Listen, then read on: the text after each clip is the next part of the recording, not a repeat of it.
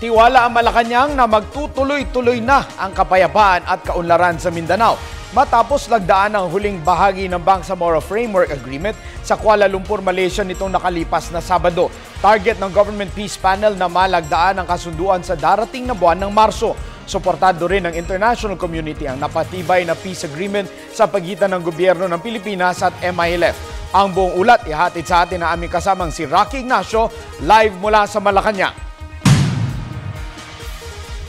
Maraming salamat, Attorney Mark. Nagpaabot na nga ng pagkilala ang international community sa isinusulong na peace agreement sa pagitan ng gobyerno at ng MILF. Samantala, wala naman ang Government Peace Panel na malagdaan na ang peace agreement o yung comprehensive agreement on the Bangsamoro sa darating na Marso.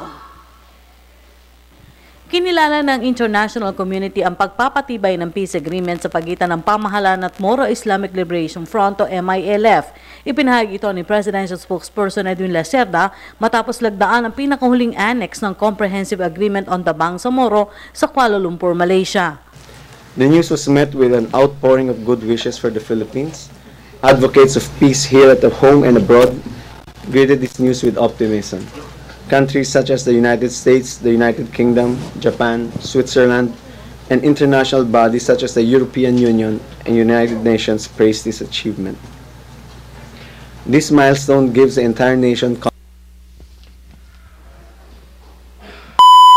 Yan po yung ilang bahagi ng pahayag ni Secretary Lacerda kung saan nga nagpaabot ng Amerika, United Kingdom at yung Switzerland ng kanilang suporta dito sa peace agreement sa MILF. Kanina naman po sinabi ni Peace Chief Negotiator Miriam Coronel Ferrer na target nila na sa Marso nga ay malagdaan na yung framework, comprehensive framework agreement on the Bangsamoro.